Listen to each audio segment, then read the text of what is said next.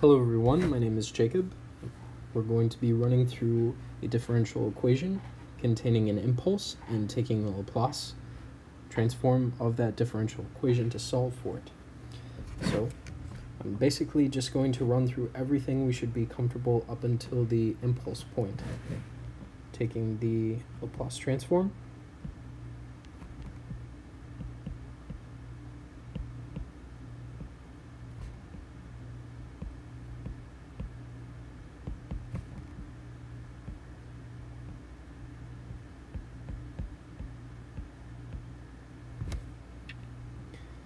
This is where it gets a little bit different.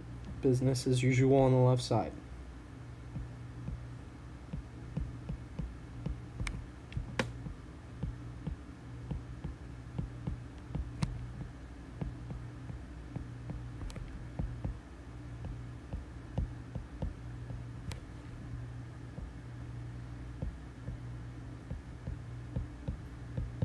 On the right side, my A is equal to 2, and it's simply just this e to the negative a or 2s. Now solving for my initial values, it's 8 and 0. It's always nice when they zero out. Another thing I like about Laplace transforms is that you don't have to worry about a general solution. The initial value problem goes right in, gets right to the point with the particular solution.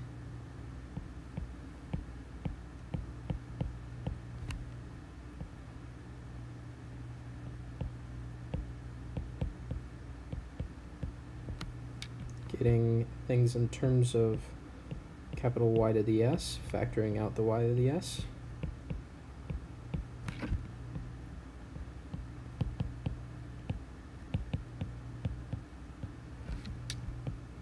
Doing some algebra to get it on its own.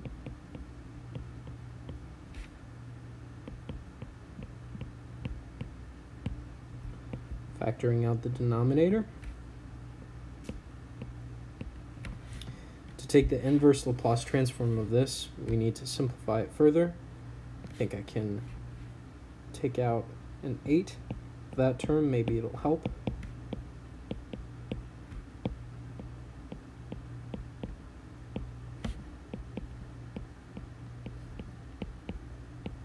Looks like it does. This is one term on its own.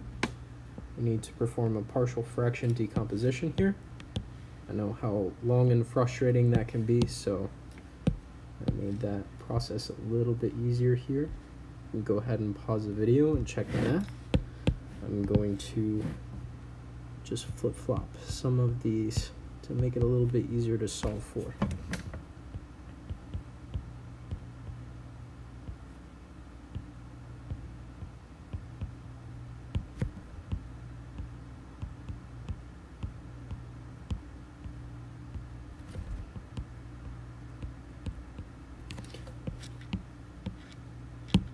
Applying the inverse Laplace transform.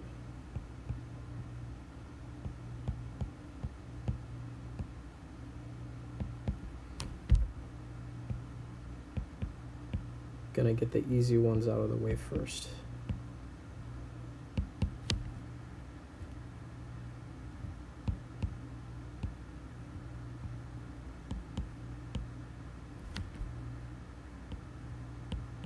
I'm gonna set this up so that it's a little bit easier to solve.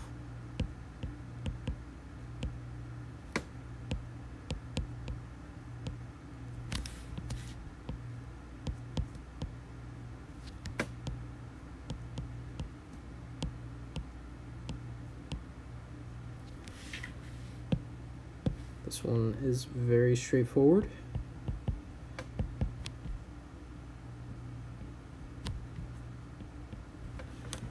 Now to solve here, my basic function is going to be e to the something, and this is going to be my curly u to the a which is going to be -2. So we have curly u t minus 2. There's our a. Little f of t is going to be e to the -7, so positive 7t, once again, minus a, or minus 2. Same thing with this side. Curly u, t minus 2. And then the function here is just going to be 1. Okay, hard part's over. Now just getting things simplified. I'm going to take out my curly u of t to make it clear exactly what portions of this function are turning on at time equals 2.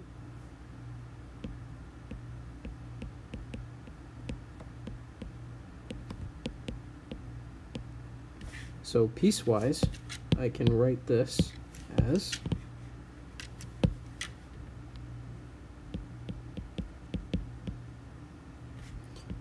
eight, so long as t is in between 0 and 2 but less than 2, and 8 with all of that.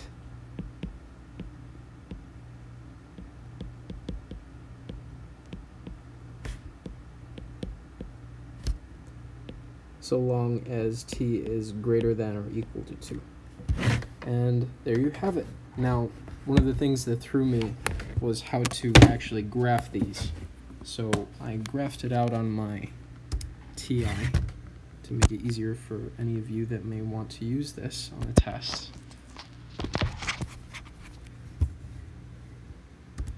Here's the function.